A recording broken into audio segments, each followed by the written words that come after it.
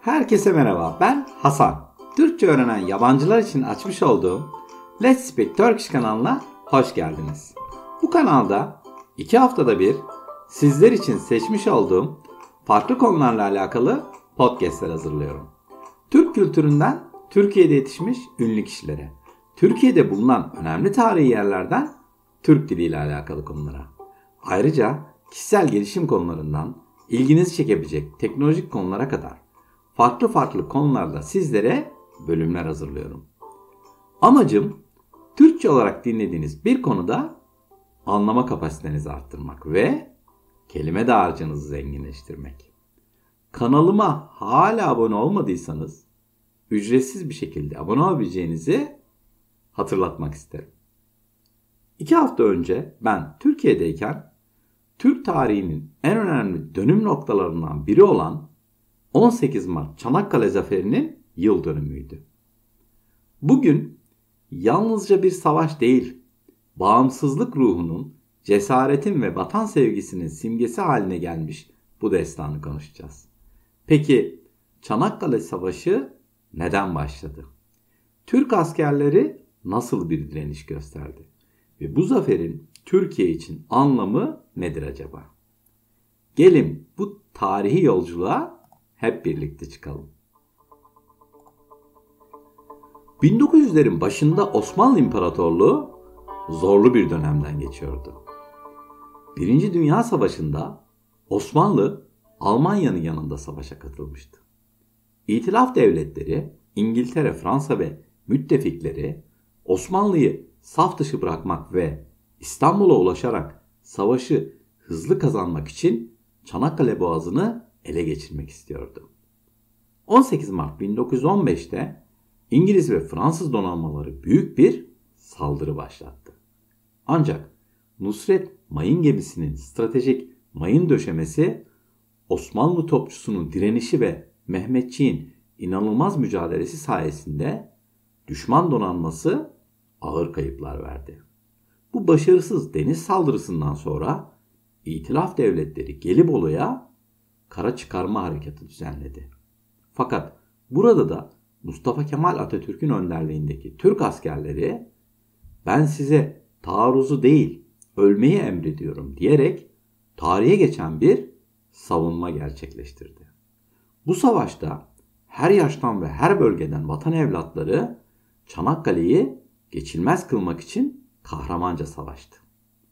Büyük fedakarlıklar, zor şartlar ve imkansızlıklar içinde kazanılan bu zafer, Türk milletinin birlik ve beraberlik ruhunu ortaya koydu. Şimdi burada Anzaklardan bahsetmek istiyorum. Çanakkale Savaşı'nda önemli bir rol oynamışlardır. 25 Nisan 1915'te başlayan Gelibolu çıkarmasında özellikle Arıburnu ve çevresinde yer almışlardır. Anzaklar, İngilizlerin liderliğindeki İtilaf devletlerinin Osmanlı İmparatorluğunu savaş dışı bırakmak amacıyla düzenlediği Gelibolu hareketinde görev almışlardır. 25 Nisan 1915 sabahı Arıburnu kıyılarına çıkartma yaptılar. Asıl hedefleri Kabatepe civarıydı. Fakat yanlışlıkla sarp kayalıklarla çevrili Arıburnu kıyılarına çıkarıldılar. Çıkarma sonrası Anzaklar ile Osmanlı kuvvetleri arasında şiddetli çatışmalar başladı. Mustafa Kemal bu cephedeki direnişi organize ederek Anzak ilerleyişini durdurdu. Özellikle Conk Bayırı ve Kocaçimen tepeleri bu çatışmalarda stratejik noktalardı. İlerleyemeyen Anzak kuvvetleri cepheye yerleşerek Osmanlı askerleriyle siper savaşı içine girdiler. Bu süreç aylarca sürdü ve her iki tarafta ağır kayıplar verdi. Çanakkale Savaşı Avustralya ve Yeni Zelanda için bir ulusal kimlik, doğum anı olarak görülür. Her yıl 25 Nisan Anzak Günü olarak anılır. Hem Gelibolu'da hem de bu iki ülkede törenlerle hatırlanır. Bu savaş Anzakların cesaretiyle olduğu kadar Osmanlı savunmasının direnciyle de tarihe geçmiştir. Gelibolu Yarımadası hem tarihi hem de duygusal açıdan çok güçlü bir yerdir. Ana ziyaret noktalarının en başında Çanakkale Şehitleri Anıtı yani Hisarlık Tepe gelir. En sembolik anıttır. Morto Koyu'na hakim bir yerde bulunur. Tüm şehitler anısına yapılmıştır. Türk milletinin Çanakkale'deki direnişini temsil eder. Bir diğer önemli nokta ise 57. Alay Şehitliği'dir. Burası Mustafa Kemal'in "ben size taarruzu değil ölmeye emrediyorum" dediği bölgeye çok yakındır. Bu alay neredeyse tamamen şehit düşmüştür maalesef. Bu nedenle biz Türkler için özel bir yeri vardır. Bir başka önemli nokta ise Conk Bayırı'dır. Hem manzarası hem de tarihi önemi çok büyüktür. Burasının bir başka önemi daha var tabi. Atatürk'ün saatinin kurşunla parçalandığı yer tam olarak burasıdır. Bir diğer nokta ise Lone Pine Anıtı'dır. Avustralya askerleri için yapılmış etkileyici bir anıttır. Burası hem mezarlık hem de anıt olarak düzenlenmiştir. Bir diğer önemli nokta ise Kabatepe Tanıtım Merkezi'dir. Savaşın kronolojisini, kullanılan silahları, askerlerin mektuplarını ve kişisel eşyalarını görebileceğiniz bir müze niteliğindedir. Şimdi bölgeyi ziyaret etmek isteyenlere bazı tavsiyelerde bulunmak istiyorum. Bölge büyük ve çok fazla bilgi yoğunluğu olduğundan bir rehberle gezmek her detayı anlamanızı kolaylaştırabilir. Zamanlama olarak ise ilkbahar veya sonbahar aylarında gitmek daha keyiflidir. Çanakkale Zaferi sadece bir savaş değil, aynı zamanda bir milletin bağımsızlık ruhunu kanıtladığı bir destandır.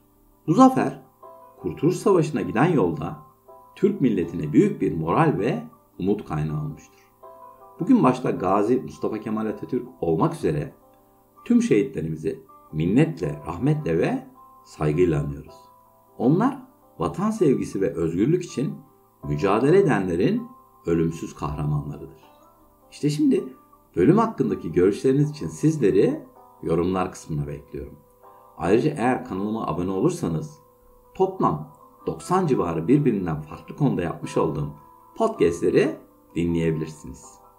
Ayrıca bölümün sonunda transkripte ve önemli kelimelerin açıklamasına da ulaşabilirsiniz. Podcastlerin hemen hemen hepsinde Türkçe altyazı bulunduğunu da hatırlatmak isterim. Ayrıca Türkçe hariç toplam 14 dilde altyazıya ulaşabilirsiniz.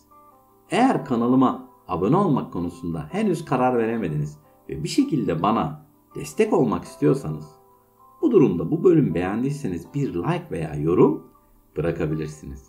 Sizin için en fazla yarım dakika sürecek olan bu süreç kanalımın daha fazla Türkçe öğrenen kişiye ulaşmasına yardım edecektir. Ayrıca yüzümde ufak bir tebessüme de neden olacağını hatırlatmak isterim. Şimdilik benden bu kadar. Kendinize çok iyi bakın ve sağlıkla kalın.